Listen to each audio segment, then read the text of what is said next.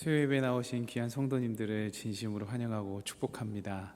기도하겠습니다. 사랑의 하나님, 고난주간 주님을 묵상하는 시간 가운데 주님을 사랑하는 마음을 가지고 예배의 자리에 나온 귀한 성도님들을 축복하여 주옵소서.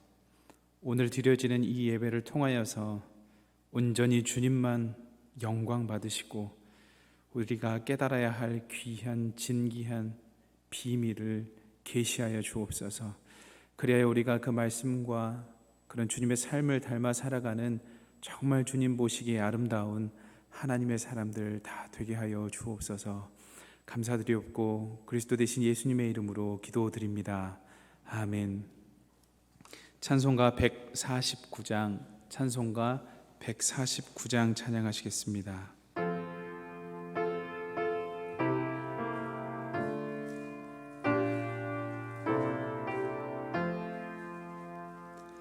주 달려 죽은 십자가 우리가 생각할 때에 세상에 속한 욕심을 헛된 줄 알고 버리네. 죽으신 구주 밖에는 자랑을 말게 하소서. 보혈의 공로 힘입어 교만한 마음을 버리네. 못 박힌 손발 보니 큰 자비 나타내셨네.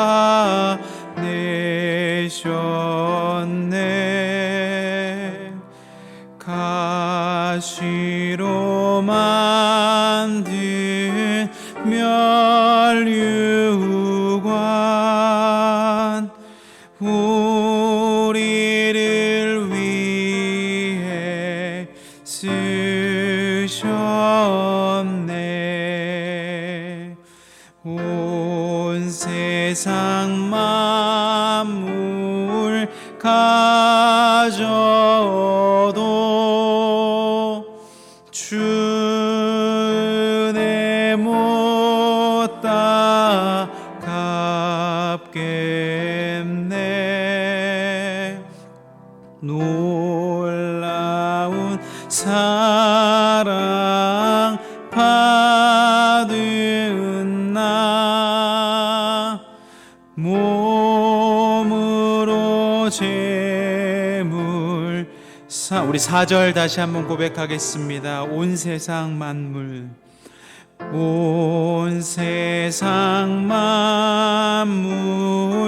가져도 주 은혜 못 갚겠네.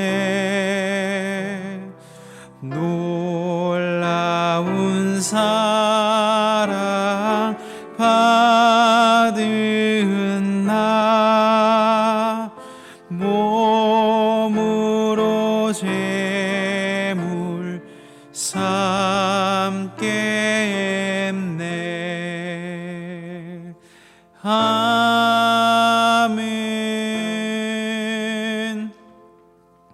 찬송가 252장 찬양하시겠습니다.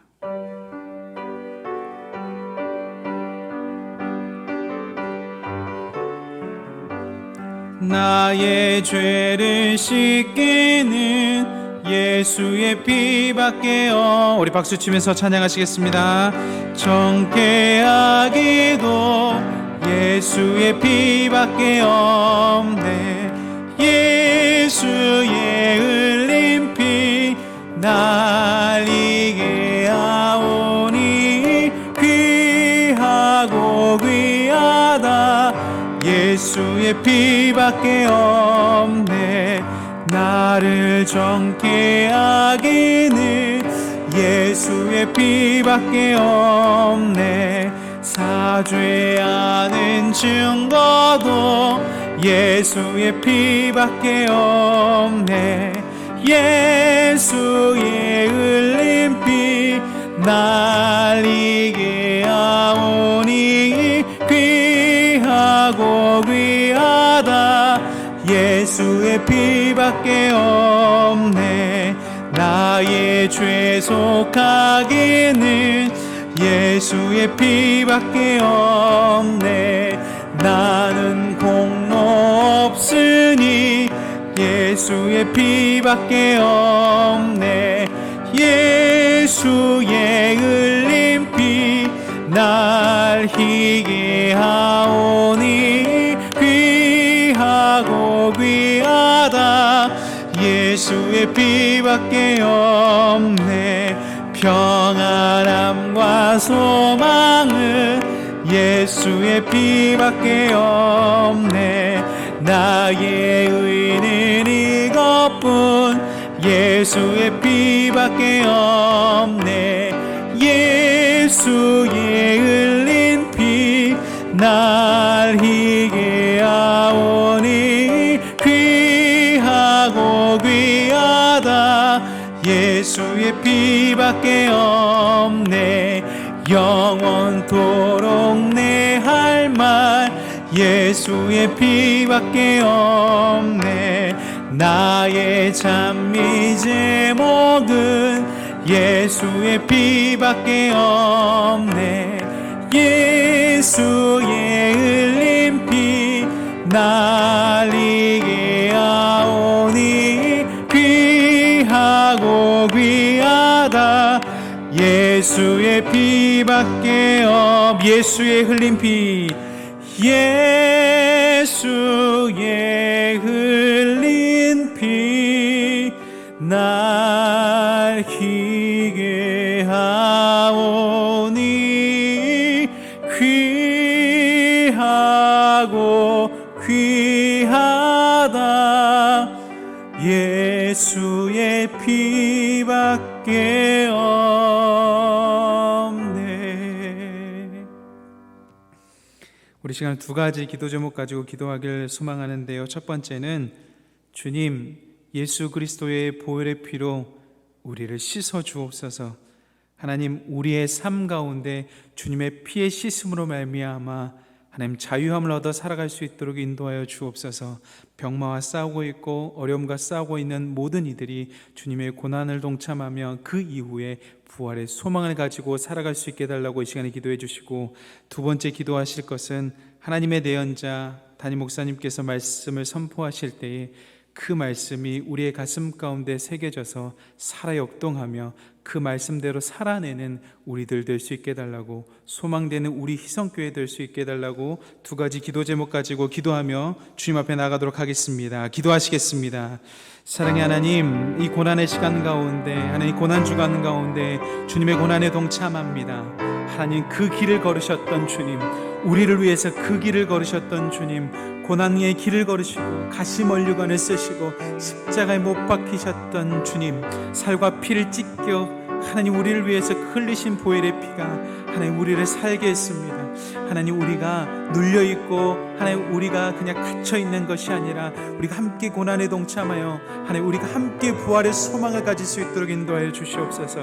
하나님의 사자 우리 박태훈 담임 목사님께서 하나님 말씀을 선포하실 때에 우리의 심령이 살아날 수 있도록 인도하여 주시고, 우리가 날마다 죽는 그 가운데서 말씀을 가지고 다시 한번 날마다 살아날 수 있는 그런 소망의 사람들, 그런 하나님의 사람들 다 될 수 있도록 인도하여 주시옵소서. 우리가 무엇 가지고 살아가겠습니까? 주님밖에 없습니다. 주님, 우리의 유일한 소망 되어 주옵소서. 하나님, 우리가 무엇 가지고 살아가겠습니까? 주님 외엔 소망이 없습니다.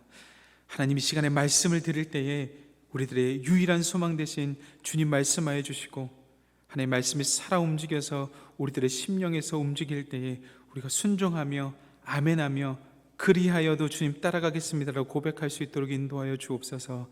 하나님, 귀한 시간 온전히 주님께 올려드리옵고 그리스도 대신 예수님의 이름으로 간절히 기도드립니다. 아멘.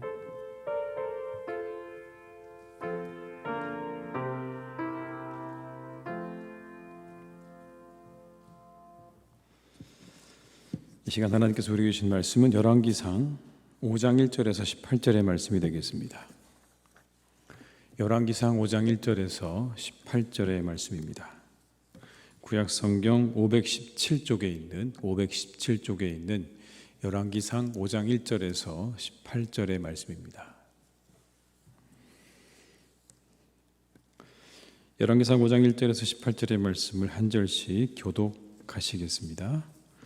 솔로몬이 기름 부음을 받고 그의 아버지를 이어 왕이 되었다 함을 두로 왕 히람이 듣고 그의 신하들을 솔로몬에게 보냈으니 이는 히람이 평생에 다윗을 사랑하였습니다. 이에 솔로몬이 히람에게 사람을 보내어 이르되 당신도 알거니와 내 아버지 다윗이 사방의 전쟁으로 말미암아 그의 하나님 여호와의 이름을 위하여 성전을 건축하지 못하고 여호와께서 그의 원수들을 그의 발바닥 밑에 두시기를 기다렸나이다. 이제 내 하나님 여호와께서 내게 사방의 태평을 주시매 원수도 없고 재앙도 없도다. 여호와께서 내 아버지 다윗에게 하신 말씀에 내가 너를 이어 내 자리에 오르게 할 내 아들 그가 내 이름을 위하여 성전을 건축하리라 하신 대로 내가 내 하나님 여호와의 이름을 위하여 성전을 건축하려 하오니 당신은 명령을 내려 나를 위하여 레바논에서 백향목을 베어내게 하소서. 내 종과 당신의 종이 함께할 것이요 또 내가 당신의 모든 말씀대로 당신의 종의 삭슬 당신에게 드리리이다. 당신도 알거니와 우리 중에는 시돈 사람처럼 볼목을 잘하는 자가 없나이다. 히람이 솔로몬의 말을 듣고 크게 기뻐하여 이르되 오늘 여호와를 찬양할지로다. 그가 다윗에게 지혜로운 아들을 주사 그 많은 백성을 다스리게 하셨도다 하고 이에 솔로몬에게 사람을 보내어 이르되 당신이 사람을 보내야 하신 말씀을 내가 들었거니와 내 백향목 제목과 잣나무 제목에 대하여는 당신이 바라시는 대로 할지라. 내 종이 레바논에서 바다로 운반하겠고 내가 그것을 바다에서 뗏목으로 엮어 당신이 지정하신 곳으로 보내고 거기서 그것을 풀리니 당신은 받으시고 내 원을 이루어 나의 궁정을 위하여 음식물을 주소서 하고 솔로몬의 모든 원대로 백향목 제목과 잣나무 제목을 주매 솔로몬이 히람에게 그의 궁정의 음식물로 밀 2만 고루와 맑은 기름 20고루를 주고 해마다 그와 같이 주었더라. 여호와께서 그의 말씀대로 솔로몬에게 지혜를 주신 고로 히람과 솔로몬이 친목하여 두 사람이 함께 약조를 맺었더라. 이에 솔로몬 왕이 온 이스라엘 가운데서 역군을 불러일으키니 그 역군의 수가 3만 명이라. 솔로몬이 그들을 한 달에 10,000명씩 번갈아 레바논으로 보내매 그들이 한 달을 레바논에 있고 또 다른 집에 있으며 아도니람은 감독이 되었고 솔로몬에게 또 짐꾼이 7만 명이요 산에서 돌을 뜨는 자가 8만 명이며 이외에 그 사역을 감독하는 관리가 3,300명이라. 그들이 일하는 백성을 거느렸더라. 이 왕이 명령을 내려 크고 귀한 돌을 떠다가 다듬어서 성전의 기초석으로 놓게 하매 솔로몬의 건축자와 히람의 건축자와 그발 사람이 그 돌을 다듬고 성전을 건축하기 위하여 제목과 돌들을 갖추니라. 아멘. 이 시간 함께 하신 모든 분들에게 하나님의 은혜가 함께 하시기를 주님의 이름으로 축원합니다. 서로 한번 인사하고 시작할까요? 잘 오셨습니다. 이렇게요. 반갑습니다. 잘 오셨습니다. 예수님께서 제자들에게 이렇게 말씀하셨죠. 너희는 뱀같이 지혜롭고 비둘기같이 순결하라. 그런 말씀을 하셨습니다. 근데 그 앞에 이런 말씀이 나옵니다. 내가 너희를 보냄이 양을 이리 가운데로 보낸 것 같다. 이렇게 말씀하세요. 양을 이리에게 보내는 것 같은 그런 심정이다. 제자들을 세상으로 보내시면서 그렇게 말씀하셨어요. 야, 내가 너희를 보내는 게 마치 양을 이리에게 보내는 것 같이 여겨지는구나. 지혜로워야 한다. 여러분, 이 말씀은 우리에게 주신 말씀일 것입니다. 제자들에게만 주신 것이 아니라 우리에게 주신 이 시대에 우리에게 주신 말씀인 거죠. 뱀 같은 지혜 그리고 비둘기 같은 순결함을 가져야 되는 겁니다. 비둘기 같은 순결함을 가지기 위해서, 그것을 잘 간직하기 위해서 우리에게 지혜가 필요한 거죠. 시대가 워낙 악하기 때문에 우리가 그 순결함을 잃어버리기가 너무나 쉬운 것이죠. 그래서 우리가 지혜로워야 한다라고 말씀합니다. 솔로몬을 지혜롭다고 하죠. 그를 지혜의 왕이라고 이야기하고 지혜롭다고 이야기하는데, 그렇다면 솔로몬이 가지고 있었던 지혜가 과연 어떠한 것인가? 어떤 의미에서 그를 지혜롭다고 이야기하고 있는가? 오늘 본문도 우리에게 그와 같은 것들을 말씀해 주십니다. 먼저 솔로몬은요, 안목이 있었습니다. 안목이 참 중요하죠. 뭔가를 볼 수 있는 안목을 가져야 되는 겁니다. 그래야 시기를 놓치지가 않는 겁니다. 안목이 없으면요, 시기를 놓치게 되더라고요. 일에 적당한 때가 있는데 안목이 있으면 그때를 놓치지 않게 되지만, 안목이 없으면 그때를 놓쳐버리게 됩니다. 또 안목이 있어야 좋은 사람들을 우리가 쓸 수가 있는 거죠. 어떤 사람이 좋은 사람인지, 어떤 사람인지, 이 일에 적합한 사람인지를 보는 안목이 있어야, 그래야 그 일을 잘 이루어 나갈 사람을 얻게 되는 것입니다. 그러니까 안목이 참 중요한 거죠. 요즘에 한창 유명한 강사가 한 분 있는데요, 홍대의 유현준 교수님이라는 분이 계세요. 유현준 교수. 도시와 공간에 대해서 강의를 많이 하시는 분인데 참 들어볼 만합니다. 아마 여러분 유튜브 가운데 유현준 교수를 치시면 많은 그런 내용들이 나올 텐데요, 한번 들어보시면 정말 강의가 들을 만해요. 특히 이분이 가지고 있는 특징 중에 하나가 오래된 동네의 가치를 소중하게 여기는 분이에요. 그래서 어떤 동네가 좋은 동네냐 이렇게 물어봤을 때 스토리가 있는 동네가 좋은 동네다, 그렇게 말을 하거든요. 그래서 사람들이 그 동네를 찾는다는 거예요. 젊은 청년들 여러분, 연남동에 나가보십시오. 얼마나 많은 청년들이 왔다 갔다 합니까? 그죠? 뭐 연인들도 다니고 친구들끼리도 그렇게 연남동과 연희동을 돌아다니는 걸 보면 그 이유가 거기 있다는 거예요. 스토리가 있기 때문에. 반듯반듯하게 생겨진 그런 고층 빌딩이 있는 그곳보다 무언가 스토리가 있을 것 같은 동네이기 때문에, 그래서 젊은 청년들이 이곳을 찾는다는 겁니다. 그러한 공간들이 우리에게 주는 어떤 그런 의미가 크다, 이런 것들을 이야기하거든요.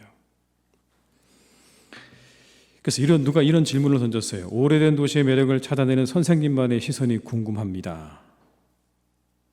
이렇게 답을 합니다. 저는 오래된 건물을 보면 그 건물을 지을 때 사람들의 모습을 상상해 보게 됩니다.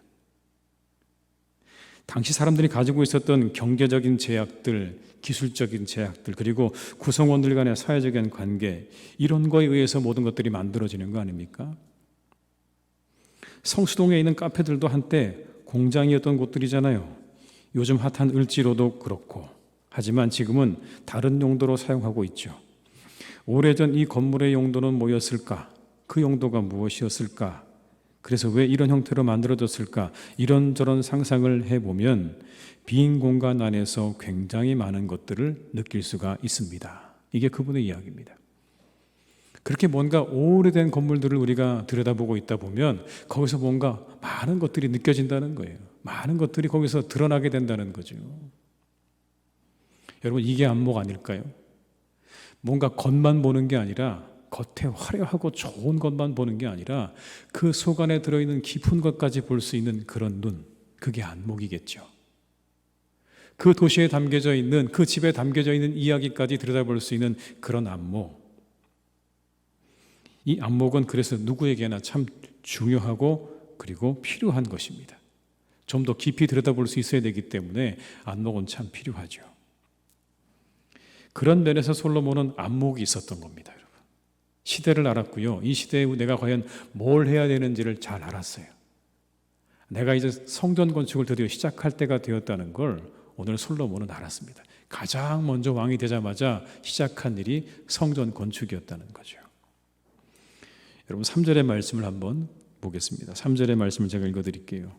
당신도 알거니와 내 아버지 다윗이 사방의 전쟁으로 말미암아 그의 하나님 여호와의 이름을 위하여 성전을 건축하지 못하고 여호와께서 그의 원수들을 그의 발바닥 밑에 두시기를 기다렸나이다.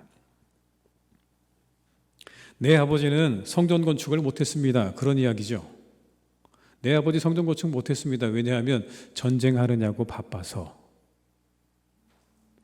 내 아버지 때는 전쟁을 하던 때였습니다. 그래서 우리 아버지는 성전을 건축할 만한 그러한 시간도 없었고, 그리고 하나님께서 또 그렇게 하지 못하게 하셨습니다. 그 손에 피를 묻혔기 때문에 그 손으로 성전을 짓지 못하게 하셨습니다. 그런데 어떻습니까? 이제 내 때는 태평합니다. 이렇게 말을 합니다. 4절과 5절의 말씀을 제가 읽어드릴게요. 이제 내 하나님 여호와께서 내게 사방의 태평을 주심에 원수도 없고 재앙도 없도다. 여호와께서 내 아버지 다윗에게 하신 말씀에 내가 너를 이어 내 자리에 오르게 할 내 아들 그가 내 이름을 위하여 성전을 건축하리라 하신 대로 내가 내 하나님 여호와의 이름을 위하여 성전을 건축하려 하오니. 이제 성전 건축할 때가 되었다는 거죠. 태평한 시대에 가장 먼저 해야 할 일이 무엇인지를 알았습니다. 내가 이때 뭘 해야 되는지를 분명하게 알고 있었던 거죠. 여러분, 이 성전 건축의 의미는요, 굉장히 중요한 겁니다. 이 성전 건축은 살아계신 하나님께서 통치하시도록 보호자를 내어드린다는 의미가 담겨 있는 겁니다. 이 나라 누가 통치한다는 겁니까? 하나님께서 통치하신다는 걸 시각적으로 보여주는 거예요. 성전이라는 것 자체가 그런 거잖아요. 하나님의 임재를 의미하는 건데 하나님께서 우리나라와 민족 가운데 임재하셔서 우리를 다스리시고 통치하신다는 걸 분명하게 보여주는 거죠. 이제 이 일을 할 때가 되었다는 겁니다. 여러분, 우리도 시대를 알아야 하죠. 우리도 시대를 알아야 됩니다. 우리 시대가 너무나 빨리 흘러갑니다. 시간이 너무 신속히 가기도 하고요. 변화가 너무나 빠릅니다. 도저히 적응하기가 어려운 그런 시대죠. 제가 언젠가 여러분들에게 한번 그런 말씀 드렸던 거 기억하십니까? 키오스크에 대해서.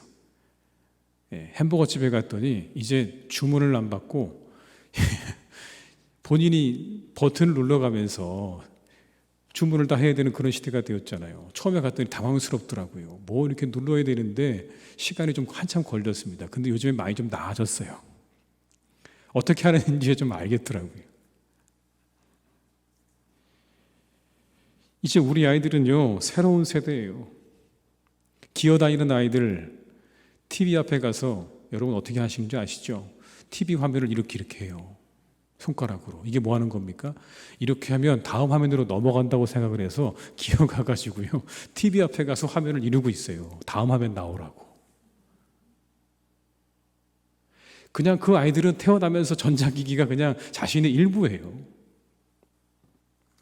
모든 게 세상은 자유롭죠. 이제 성도요, 선택의 문제가 되어버렸어요. 우리가 가지고 태어나는 성, 이미 우리에게 주어진 성이요, 선택이라고요. 그렇게 가르치고 그렇게 이야기하잖아요. 어디 그뿐입니까? 우리 아이들요, 창조론이 아니라 진화론적인 입장에서 교육을 받아요. 창조론에서 출발해서 진화론을 알아가는 게 아니라 진화론에서 출발해서 창조론에서 잠깐 언급하고 그냥 그걸로 끝나요. 세상은 모든 것들이 다 그렇게 진화되었다고 아이들은 배운다고요.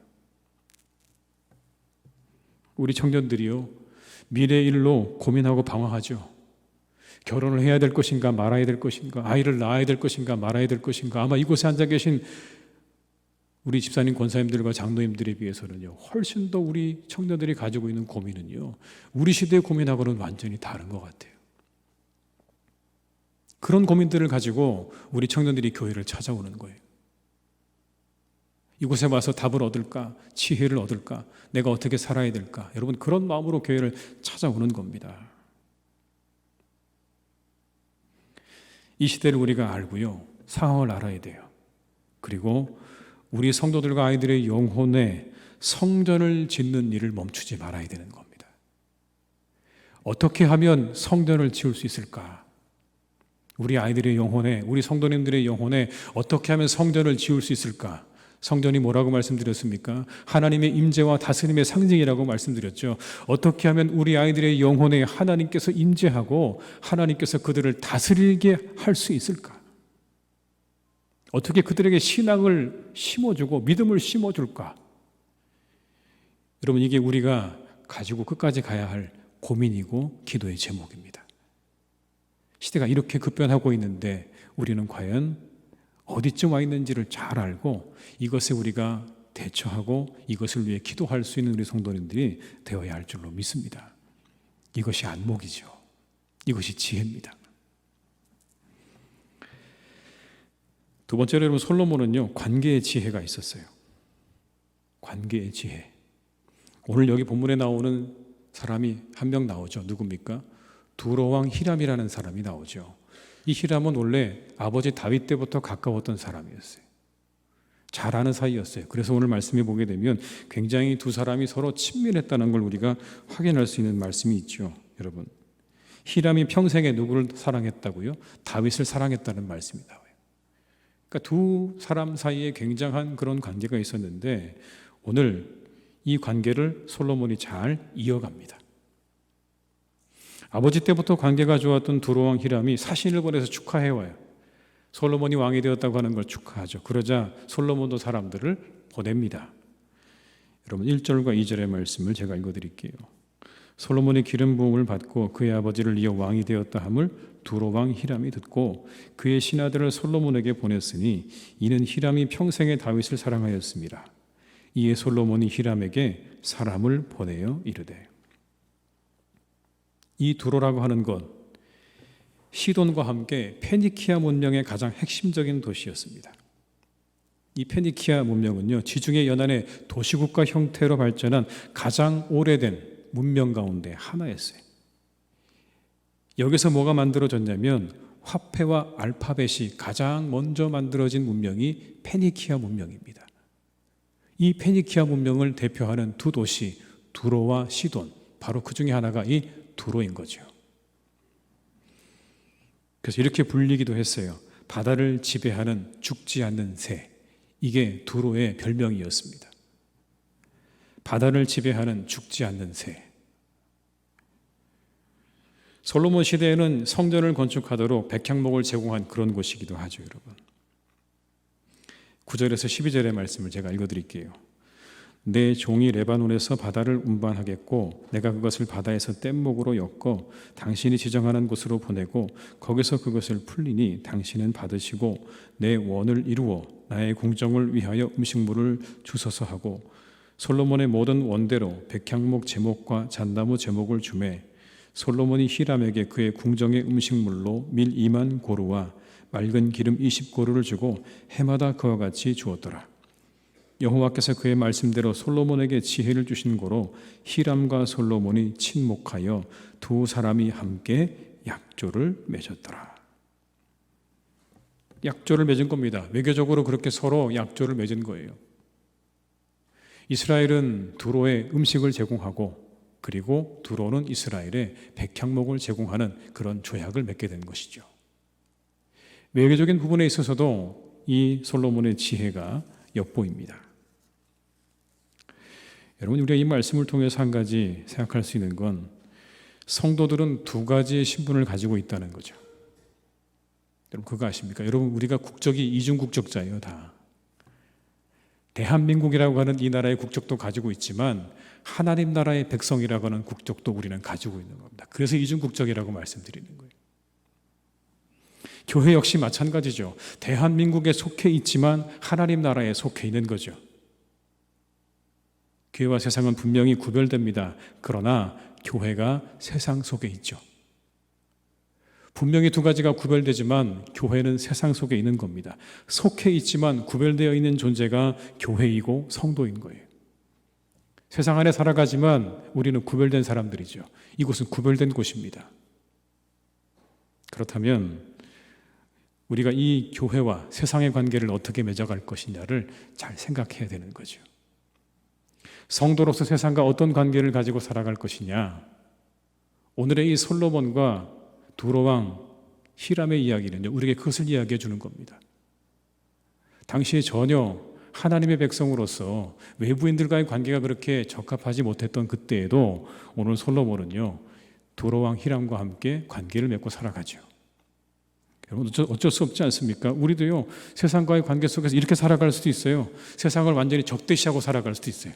세상은 우리가 본받을 만한 게 못 된다. 세상을 완전히 적대시하는 그런 관계로 살아갈 수도 있습니다. 그러나 성경에 말씀하시는 관계는요, 그런 관계는 아닌 것 같아요. 성경은 우리에게 하나님 나라를 확장해 가는 관계를 말씀하고 있는 겁니다. 적대시하는 관계가 아니고요, 우리가 하나님 나라를 확장해 나가는 거예요. 교회를 중심으로 성도들이 하나님의 나라를 조금씩 확장시켜 나가는 거예요. 적대적인 관계가 아니라 확장의 관계로 가야 되는 거죠. 그 관계 속에서 우리에게 말씀해 주신 게 있습니다. 마태복음 5장 14절과 15절의 말씀을, 마태복음 5장 14절과 15절의 말씀을 한번 같이 읽어보겠습니다. 너희는 세상의 빛이라. 산 위에 있는 동네가 숨겨지지 못할 것이요 사람이 등불을 켜서 말 아래 두지 아니하고 등경 위에 두나니 이러므로 집안 모든 사람에게 비치느니라. 세상과의 관계에 있어서 교회와 성도는 뭐라고 말씀하셨습니까? 빛이라고 말씀하셨어요. 이게 우리와 세상과의 관계에 있어서 우리의 정체성입니다. 이중 국적을 가지고 있는 우리가 가져야 될 정체성이라고요. 우리는 세상의 빛이다. 빛이라고 하셨어요. 이게 주님께서 우리에게 주신 정체성입니다. 우리가 찾는 게 아니고요, 이미 우리에게 주어진 거예요. 세상을 향해 우리는 빛이 되어야 한다고 말씀하고 있는 거예요. 이게 세상과 우리가 관계를 가질 때 우리가 가져야 될 가장 기본적이고 중요한 우리의 정체성입니다. 우리는 빛이다. 우리는 소금이다. 이것을 가지고 우리는 세상으로 나가는 겁니다. 우리가 빛이 되고 소금이 되어야 한다는 것을 우리가 기억하면서 세상으로 나가야 되는 거죠. 사랑하는 우리 모든 교우 여러분, 우리가 세상에서 빛이고 소금이라는 것을 기억하시면서 세상을 밝히고 세상을 그렇게 썩지 않도록 만드는 일에 우리가 귀하게 쓰임받는 한 분 한 분과 우리 교회가 될 수 있기를 주님의 이름으로 축원합니다. 그게 우리가 나아가야 할 방향입니다. 세 번째로 여러분, 솔로몬은요, 말의 지혜가 있었어요. 같은 말을 해도 어떤 사람 하면 기분이 나쁘고요, 어떤 사람이 말하면 고개가 끄덕여져요. 똑같은 말인데요. 말의 지혜가 필요한 거죠. 여러분, 어떤 사람 말이 끄덕여지십니까? 겸손하게 말하는 사람 말이 끄덕여져요. 칭찬하는 사람 말이 끄덕여지는 거예요. 반대로요, 불만하고 불평하는 사람, 비난하는 사람, 그 사람 말은요, 갈수록 듣기가 불편해져요. 맞는 말 같은데 계속해서 불평과 불만을 쏟아내기 시작하면요, 듣고 있는 사람도 불편해지기 시작합니다. 어느 왕의 이야기입니다. 왕이 큰 길에 돌 한가운데다가 돌을 굴려다 놓고 사람들이 저걸 어떻게 하나 지켜봤어요. 온갖 사람들이 다 지나가는데 지나가면서 불평만 하고 지나가는 거예요. 다 여기다 누가 돌을 갖다 놨냐. 근데 한 농부가 수레를 끌고 야채를 팔려 지나가다가 그 길 가운데 돌이 떡하니 버티고 있는 걸 보고요, 그 돌을 치우는 거예요. 치우는데 그 밑에 보니까 뭐가 있냐면 돈이 있는 거예요. 그 돈에 이렇게 쓰여 있는 겁니다. 누구든지 이 돌을 치우는 자의 것이다. 이거 왕의 명령이다.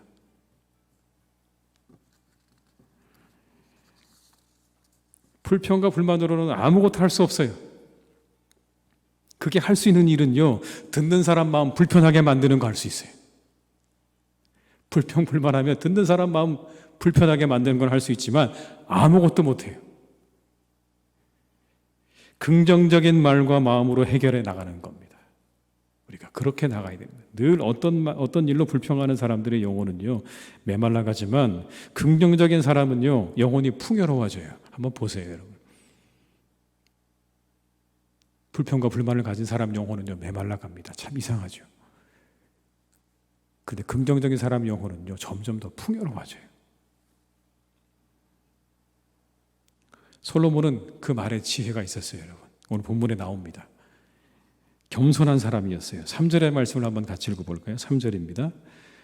당신도 알거니와 내 아버지 다윗이 사방의 전쟁으로 말미암아 그의 하나님 여호와의 이름을 위하여 성전을 건축하지 못하고 여호와께서 그의 원수들을 그의 발바닥 밑에 두시기를 기다렸나이다. 여러분, 뭐라고 시작을 하죠?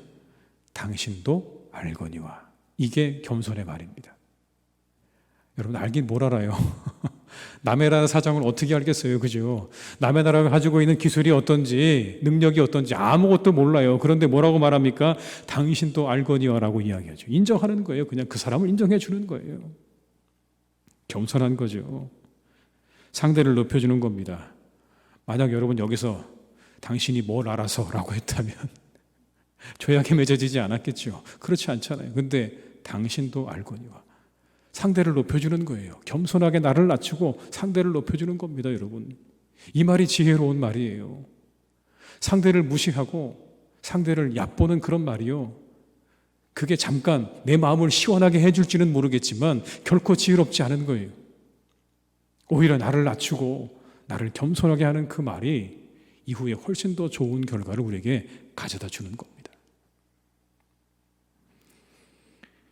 솔로몬은 칭찬의 말도 아끼지 않았어요, 여러분. 보세요. 6절의 말씀을 함께 읽어보시겠습니다. 당신은 명령을 내려 나를 위하여 레바논에서 백향목을 베어내게 하소서.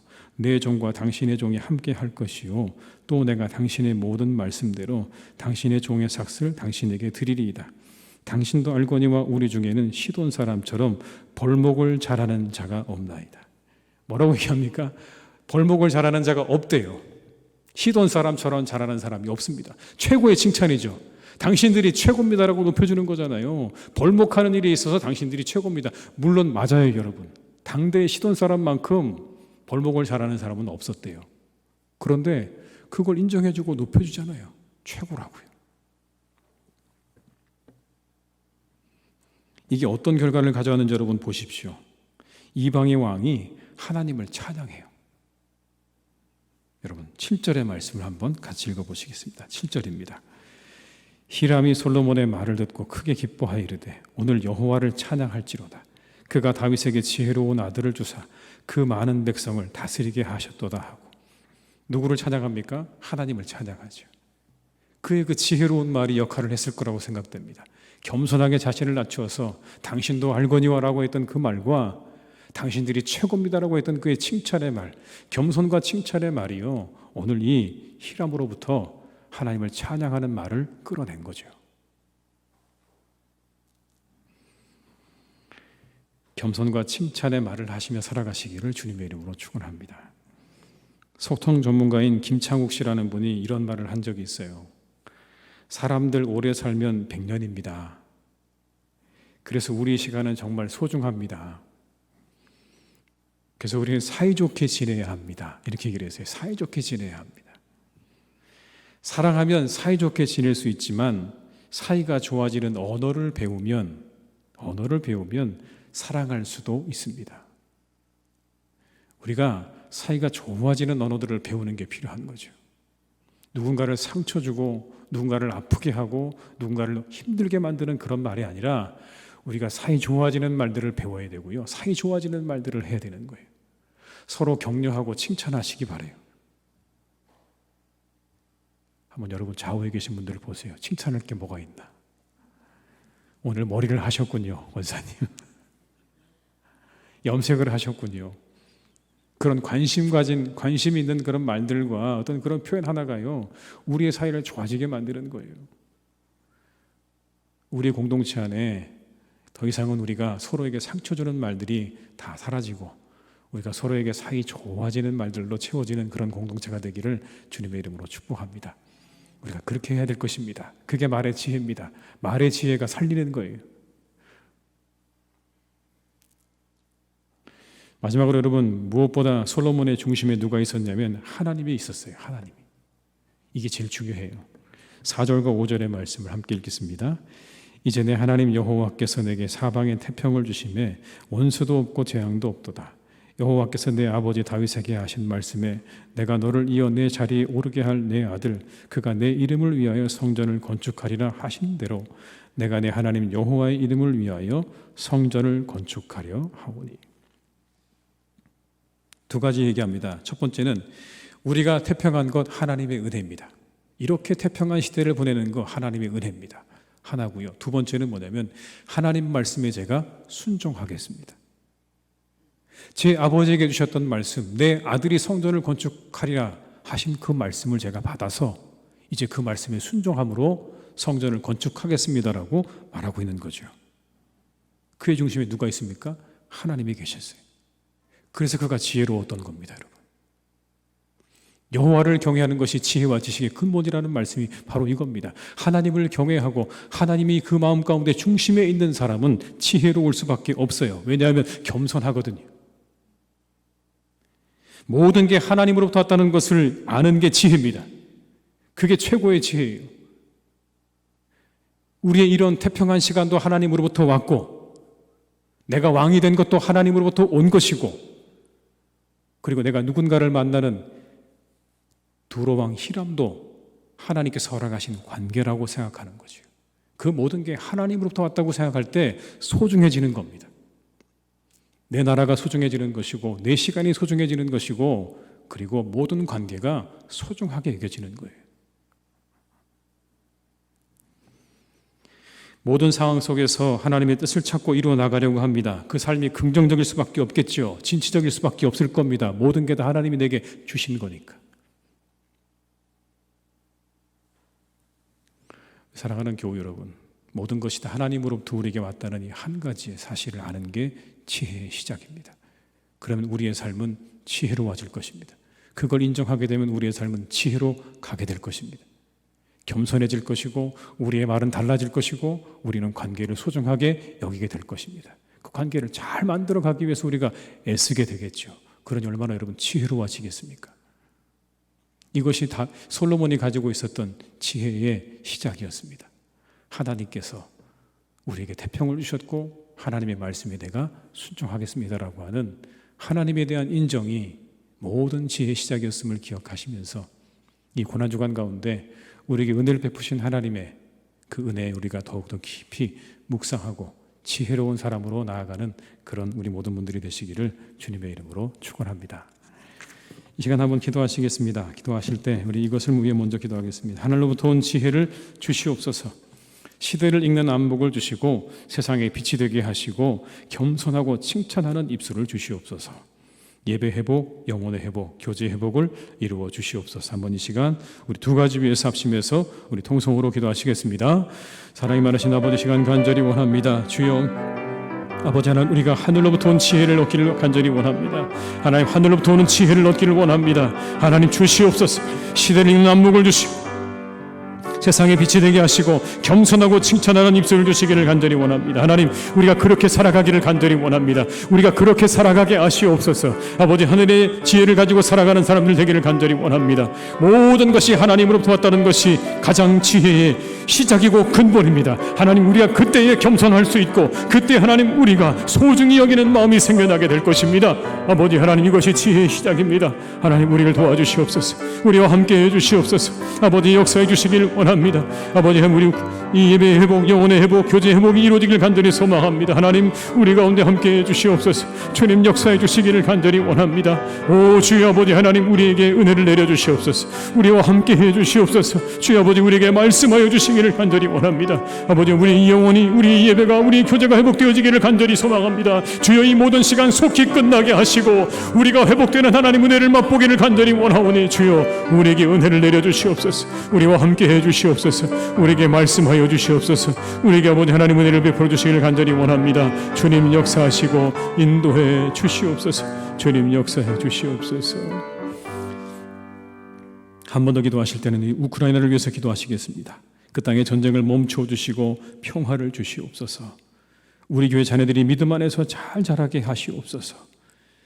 이 세대 가운데 우리 사랑하는 자녀들이 믿음의 사람들로 자라나는 은혜가 우리 교회에서 있게 해달라고 한번 이 시간 간절히 기도하고요. 하늘의 지혜를 가진 주의 군사들이 되기를 우리 한번 이 한 시간에 합심해서 기도하시겠습니다. 사랑이 많으신 아버지 하나님, 간절히 원합니다. 하나님, 우크라이나 땅을 하나님께서 지켜주시기 원합니다. 이제 하나님, 그 모든 땅에 이 전쟁의 비극을 멈춰주시기를 간절히 원합니다. 하나님, 선량한 사람들이 죽어갑니다. 아무 하나님 죄 없는 사람들이 무고하게 죽어가고 있습니다. 주님 아버지, 그것을 막아주시기를 간절히 기도합니다. 주님, 막아주시옵소서. 주여, 막아주시옵소서. 그 땅에 평화를 주시옵소서. 아버지 하나님, 그 땅의 전쟁을 그쳐주시기를 원합니다. 하나님, 그 땅의 눈물을 보시옵소서. 그 땅의 고통을 보시옵소서. 하나님, 그 땅의 모든 전쟁을 하나님 그쳐주시고 이제 아버지 하나님 그 땅에 아버지 하나님의 은혜가 임하기를 간절히 원하오니 주여 평화를 주시옵소서. 주여 함께해 주시옵소서. 우리 사랑하는 자녀들이 믿음 안에 잘 자라기를 기도합니다. 하나님 이 세대 가운데 우리 사랑하는 자녀들이 믿음 안에 자라게 하여 주시옵소서. 믿음 안에 자라게 하여 주시옵소서. 그들의 영혼 가운데 믿음이 심겨지게 하시옵소서. 아버지 하나님 믿음이 생기게 하여 주시고 하나님에 대한 믿음으로 살아갈 수 있기를 간절히 원합니다. 주님 우리 사랑하는 자녀들을 지켜주시옵소서. 주의 역사해 주시옵소서. 그들과 함께 해주시기를 간절히 원합니다. 하늘의 지혜를 가진 사람들로 자라기를 원합니다. 주님 역사해 주시고 주여 인도해 주시고 함께하여 주시옵소서. 주님 인도해 주시옵소서. 주님 하나님 우리를 지혜롭게 하시옵소서. 우리의 모든 관계에서 지혜롭게 하시고 우리의 말을 지혜롭게 하시고 우리의 안목을 지혜롭게 하시옵소서. 우리에게 믿음을 주시기 원합니다. 하나님에 대한 믿음으로 우리가 지혜를 얻게 될 것입니다. 모든 것이 하나님께로부터 왔음을 인정하고 고백하는 믿음으로 우리가 우리의 모든 것들을 소중히 여기며 귀중히 여기며 그 모든 것들을 아름답게 갖고 나가는 삶을 살아가는 우리 모든 성도들이 다 되게 하여 주시옵소서. 하나님 기도합니다. 저 우크라이나 땅의 전쟁을 그쳐주시기 원합니다. 수많은 사람들이 아무런 죄 없이 죽어가는 그 땅을 하나님께서 바라보시며 마음 아파하고 계실 것입니다. 주님 그 땅에 평화를 내려주시고 이제 그 모든 악한 것들을 거두어 주시고 멈추어 주시고 하나님께서 친히 그 모든 것들을 심판하시고 재판하여 주시옵소서. 사랑하는 우리 교회 자녀들이 믿음 안에 잘 자라기를 원합니다. 이 세대 가운데 믿음의 사람들로 자라갈 수 있도록 그들을 위해 기도하게 하시고 그들을 우리가 잘 양육하고 돕는 교회가 될 수 있도록 주님께서 우리 교회를 선하게 인도하여 주시옵소서. 예수님의 이름으로 기도드립니다. 아멘. 광고 말씀을 드리겠습니다. 고난주간을 지내고 있습니다. 저희가 그렇죠. 주님 고난 묵상하시면서 은혜로운 시간 보내시기 바라고요. 또 우리가 경건생활에 더욱 힘쓰시는 남은 고난주간 되시기를 바랍니다. 돌아오는 주일은 부활주일입니다. 우리가 마음과 또 기도로 잘 준비하시기를 바라고요. 또 부활절 예배 때는 입교 및 세례식이 있겠습니다.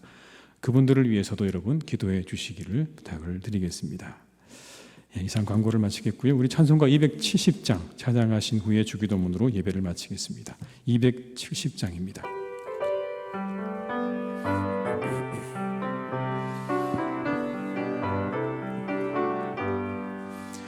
편찮는 주님의 사랑과 거룩한 보혈의 공로를 우리 다 찬양을 합시다.